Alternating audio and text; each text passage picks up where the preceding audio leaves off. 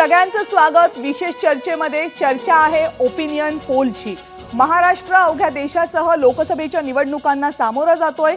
पहिल्या टप्प्याच्या निवडणुका अगदी 4 दिवसांवर आलेल्या आहेत आणि एबीपी माझा आणि सी वोटरचा जो ओपिनियन पोल समोर आलाय त्यानुसार मतदारसंघनिहाय महाराष्ट्रातलं चित्र काय असू शकतो, महाराष्ट्राच्या मनाचा कौल काय असू शकतो हे स्पष्ट झाले।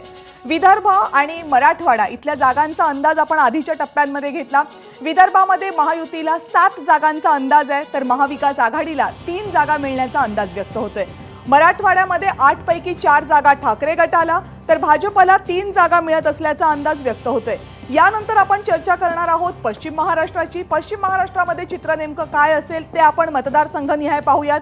पश्चिम महाराष्ट्रामध्ये विदर्भापाठोपाठ सगळ्यात महत्त्वाच्या जागा आहेत म्हणजे 10 जागा आहेत। पश्चिम महाराष्ट्रामधली पहिली जागा जर आपण विचारात घेतली तर ती पुण्याची जागा आहे। पुण्यामध्ये भाजपचे खासदार होते गिरीश बापट, त्यांचं निधन झालं पण त्यानंतर पुण्यामध्ये पोटनिवडणूक झाली नाही, जागा रिकामी होती आणि याच जागेवर भाजपनं पुण्याचे माजी महापौर मुरलीधर मोहोळ यांना उमेदवारी घोषित केली आणि कसब्याचे आमदार रवींद्र धंगेकर यांना महाविकास आघाडीनं या निवडणुकीमध्ये रिंगणात उतरवले। वसंत मोरे मनसेचे नेते होते मात्र अगदी काही दिवसांपूर्वी मनसेला जय महाराष्ट्र केला आणि वंचित बहुजन आघाडीचे नेते म्हणून ते या निवडणुकीमध्ये रिंगणामध्ये उतरले।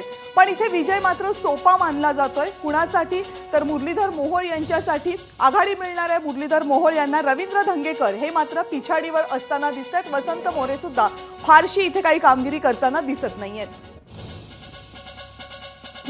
पश्चिम महाराष्ट्रामधला सगळ्यात लक्ष लागणारा